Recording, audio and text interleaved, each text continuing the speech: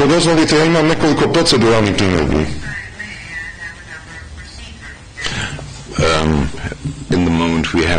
U ovom trenutku moramo da nastavimo s radom po pravilu 62 u redoslijedu koji je predviđen našim pravilnikom.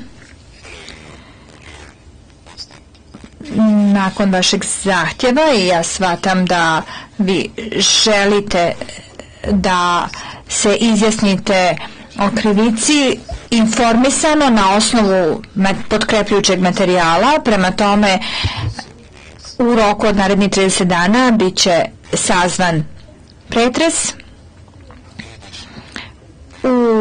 Pored toga postoje još neka obavezujuća pravila koja vi znate prema međunarodnom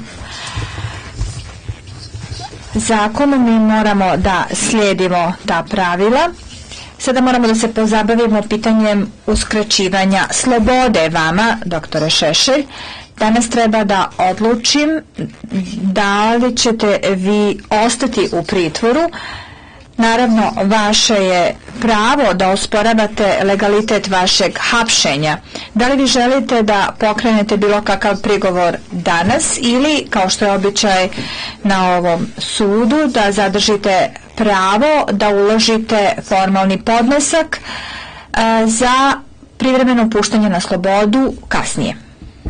Ja imam nekoliko prigovora danas da uložim. Što se tiče eventualnog puštanja na slobodu, ja nisam uhapšen, ja sam sam došao. Drugo, ne postoji ni jedna vlada koja bi za mene mogla da da garancije.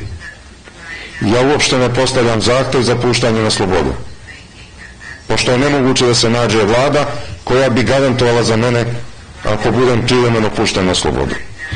To pitanje dakle nije aktualno, ali ako okončate to, nadam se da ćete mi omogućiti 2-3 primjedbe sitnije karaktera da iznesem.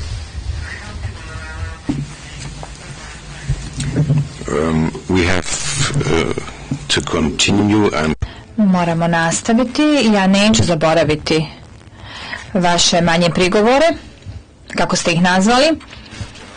Moram da vas pitam, da li je neophodno da se bilo ko obavijesti o uskraćivanju slobode vama, na primjer neko od vaših rođaka, i o tome kako vas mogu kontaktirati u pritvornoj jedinici Ujedinjenih nacija?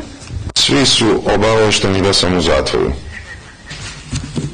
Prema tome nema potrebe da se bilo ko kontaktira. Thank you. Hvala. U tom kontekstu drugo pitanje je da li želite da Međunarodni sud obavijesti konzulat ili vašu ambasadu o uskraćivanju vaše slobode u skladu sa članom 36 Bečke konvencije? Ne, ja ne želim nikakav kontakt sa konzulatom takozvane Srbije i Crne Gore. Ja smatram da su u Srbiji i Crnoj Gori na vlasti mafijaši i kriminalci i ne želim nikakve garancije i nikakve kontakte s njima.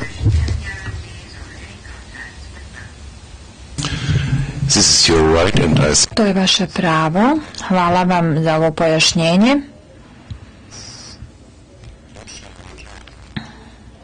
To je jedno uzajamno pitanje i to omogućava sekretarijatu ovog suda da poduzme neophodne korake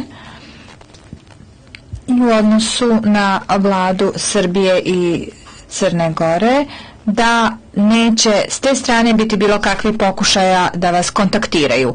Da li se slažete s tim? Da. Thank you. Hvala. Ovim je završen uobičajeni dio pretresa po pravilu 62, ali prije nego što vam dam riječ, dozvolite da se obratim tužilaštvu, da vidim da li imaju bilo kakvih zapažanja u vezi sa ovim postupkom i Posebno mi postavljam pitanje u vezi sa objelodanjivanjem materijala. Tužilaštvo, mi ćemo objelodaniti materijal u skladu sa zahtjevima pravila 66 i 66a malo i.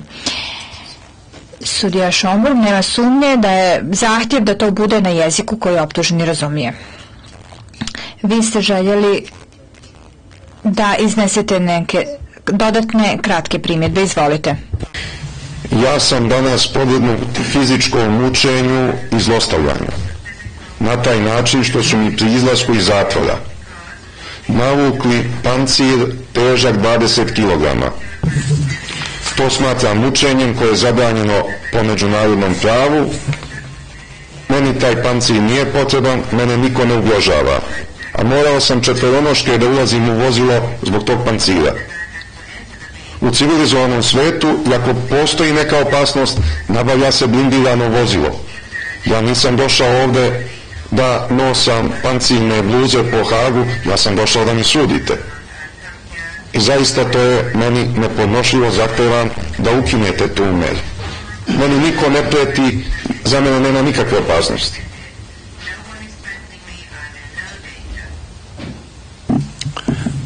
Thank you. The trial chamber will...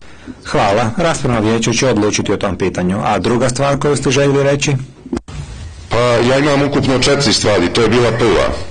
Drugo, ja protestujem što sam preko medija, preko nekih televizija obavešten o današnjem suđenju. Tek u 11 sati danas ja sam zvanično obavešten, a juče su sve televizije objavile. Ja mislim da treba prvi da budem obavešten. I bar dan ranije da mogu da se pripremim. A ne da mediji saznaju pre mene.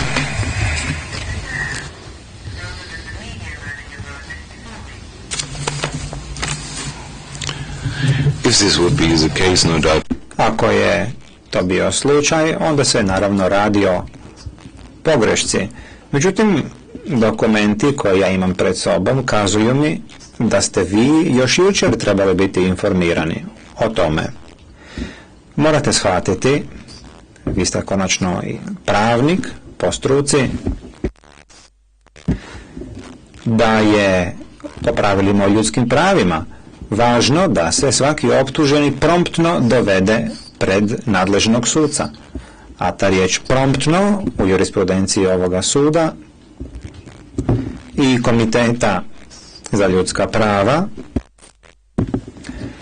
član 9 stav 3 Međunarodnog pakta kaže da se to mora učiniti u roku od 3 dana i zato je bilo nužno da vas saslušamo danas i da vam pružimo priliku da iznesete svoje prigovore.